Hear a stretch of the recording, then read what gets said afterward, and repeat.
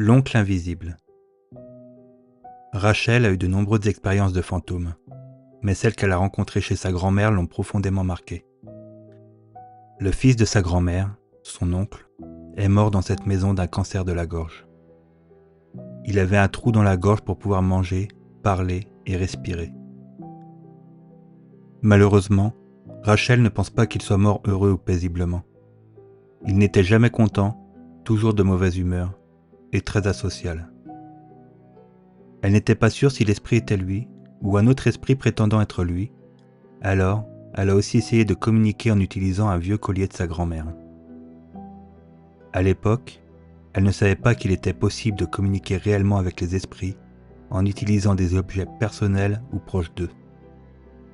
Elle pensait avoir inventé cette nouvelle façon de communiquer avec l'autre monde. Elle a demandé si c'était son oncle. Le collier a commencé à bouger de haut en bas. Alors, elle a décidé que ça voulait dire oui. Elle a demandé s'il était un esprit méchant et maléfique, et aussi s'il voulait lui faire du mal. Le collier est allé de côté, ce qui signifiait non, et le cercle voulait dire peut-être ou sans réponse. Au fil du temps, Rachel rendait visite à sa grand-mère et restait souvent la nuit. Elle avait toujours l'impression d'être observée, ce qui la mettait constamment sur les nerfs, tendue, se préparant inconsciemment au pire. Les jours passaient, le temps s'écoulait. Cet esprit commençait à égarer ses affaires, comme son téléphone. Perplexe devant sa disparition, alors qu'il était juste sous ses yeux, elle commença à le chercher partout, même en l'appelant depuis le téléphone fixe pour faciliter la recherche, mais elle n'entendit pas de sonnerie. Elle se retrouva à regarder sous un oreiller en se demandant « Pourquoi diable je regarde sous cet oreiller ?» Plus tard, toujours les mains vides, elle ressentit fortement le besoin de vérifier à nouveau sous ce même oreiller. Lorsqu'elle regarda, elle fut stupéfaite de voir son téléphone à l'endroit même où elle avait regardé précédemment et où il n'était pas. Alors qu'elle soulevait l'oreiller, son téléphone se mit à vibrer, indiquant la réception d'un nouveau SMS. Rachel perdait toujours son épingle à cheveux, la seule qu'elle avait là-bas. Elle la plaçait sur une table propre, bien en vue, pour ne pas la perdre, mais elle la retrouvait toujours égarée, absente de la table où elle l'avait posée. Une fois de plus, elle cherchait partout cette fine petite épingle à cheveux. En marchant dans le couloir, elle ressentit fortement le besoin de regarder le mur, sachant instinctivement que c'est là qu'elle la trouverait, sans même lever les yeux auparavant. Elle se demanda alors « Pourquoi diable mon épingle à cheveux serait-elle sur un mur ?» Et c'est là qu'elle découvrit sa pince à cheveux, coincée entre un clou, tenant une photo sur le mur, juste à côté de la pièce où son oncle était décédé.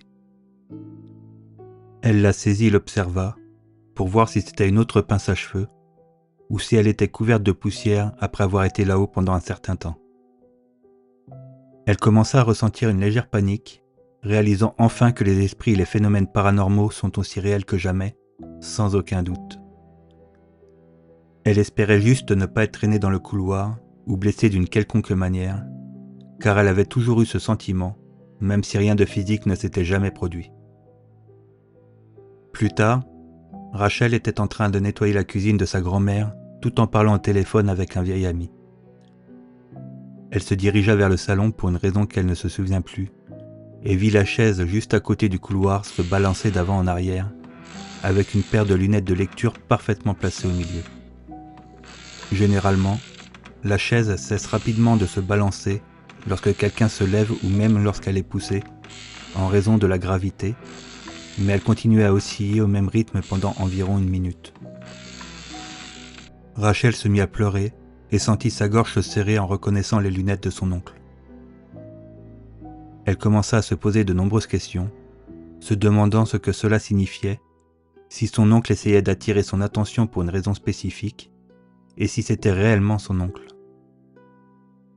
Elle ressentait une présence, et son séjour chez sa grand-mère devenait de moins en moins agréable. Elle se sentait effrayée et en danger.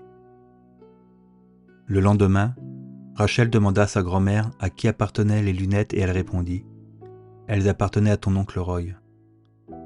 Prise de panique, elle demanda Où était-elle avant qu'elle n'apparaisse sur la chaise hier soir? Sa grand-mère affirma qu'elle ne s'en souvenait pas, alors Rachel décida de lui raconter ce qui s'était passé, sachant déjà qu'elle ne la croirait pas, mais espérant quand même. Malheureusement, sa grand-mère ne la crut pas. Rachel commença alors à raconter l'histoire à ses amis, leur disant qu'elle pouvait prouver que c'était réel, à la fois pour se convaincre qu'elle ne perdait pas la tête et pour leur prouver également. Elle invita 2 amis et son cousin. Tandis que son cousin était dans la chambre de sa grand-mère en train de dormir, le reste d'entre eux se maquillaient et s'amusaient dans le salon. Soudain, l'un d'eux remarqua une ombre passer et repasser devant la porte, projetant des reflets sur les murs du couloir, en raison de la lumière allumée dans la pièce.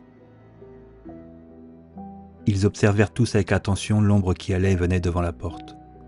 Leurs corps se serrèrent les uns contre les autres, remplis de peur.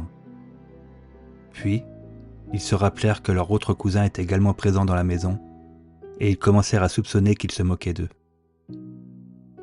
Légèrement soulagés, mais toujours effrayés, ils décidèrent d'aller vérifier si c'était bien leur cousin.